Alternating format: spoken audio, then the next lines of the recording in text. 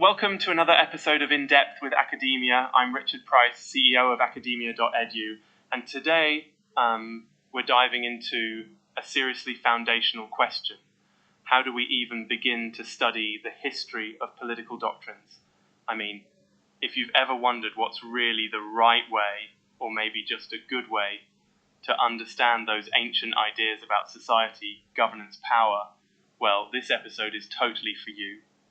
And before we start, remember, my job here is to present academic research as neutrally as possible. I'm not endorsing the paper we're unpacking, just sharing its insights for you to consider, The paper we're looking at today is written by Barkshayotjon Abdullayev. Definitely check out his work if this grabs your attention. Okay, so what is the core problem this paper tackles? Essentially, it's all about methodology. How should scholars approach the study of the history of political doctrines? Sounds abstract, right? But it's actually super important. Think about it. Politics, the evolution of law, how societies decide who's in charge and why. All of that is built on how we've interpreted past thinkers. So if we get the methods wrong, the whole interpretation gets wobbly. Abdullayev is arguing that to really get to the heart of political traditions and doctrines, you need to use clear, well thought out methodological principles, objectivity, impartiality, and solid scientific rigor. Otherwise, our learning about the past might just be a mirror of our present biases. Wild, right? Let's break down some of the main takeaways and arguments from Abdullayev's work. And again, I'm not giving my own opinion here, just delivering what's in the paper for you to chew on. The big point is that studying the history of political doctrines is not as straightforward as reading old texts. You have to be methodical. Scholars are urged to focus on connecting each doctrine to its specific historical context. What was happening at the time? What problems were thinkers trying to solve? Who were they writing for? There's this idea in the paper that political theory isn't some timeless truth floating out there. It's heavily shaped by the era, the author's social position, their worldview, even their personal hopes and grievances. So, understanding Plato or Confucius or Machiavelli means understanding their world. Otherwise, you miss a huge part of the message. A really cool part of the paper is about the different methods you can use. There's the chronological method, looking at how doctrines evolve over time, how one thinker influences another, how ideas get recycled or reinvented across centuries. Then there's a comparative method, lining up different doctrines alongside each other to see what's unique, what repeats.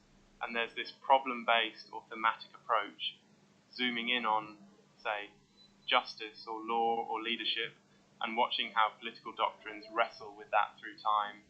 But whatever the approach, the paper really pounds on the necessity for objectivity. Don't pick sides, don't load the dice, don't read Plato through 21st century eyes and expect it all to make sense. I find that so interesting because, honestly, think about how often history gets twisted to serve today's political arguments, right? Like, who hasn't heard a politician invoke some ancient thinker to justify, I don't know, a tax cut or a war? Anyway, sorry, just had to throw that in there. It's not in the paper, just popped into my head. Back to the key arguments.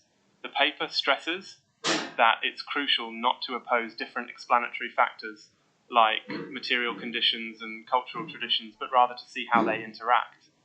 That's kind of an elegant insight, don't you think? So, don't throw out the economic context just because you're interested in ideals, and vice versa.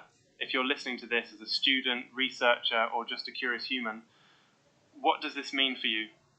Well, for one, don't settle for quick answers. Political ideas are more than quotes on social media. They're rooted in complex, messy realities. When you learn about democracy, justice, or state power, look for the context, the debates, the real battles between thinkers, and especially watch for your own assumptions. Abdullayev's paper is, I think, a strong reminder that academic research isn't about finding unshakable truth. It's about exploring insights, weighing methods, and growing your ability to think critically and generously about the past. Oh, and a quick reminder, again, I'm not telling you how you ought to view this topic. I'm just presenting what the research says. Okay? It's up to you to weigh it, mold it, chew on it, see if it fits with your own understandings. So, to wrap up, whether you're delving into classical philosophy or modern political theory, Be mindful of your methods, embrace the complexity, and keep that curiosity alive. Thanks for joining me on In Depth with Academia. I'm Richard Price, looking forward to our next deep dive together. Until next time, keep questioning, keep learning, and never take academic research as the final word. See you soon.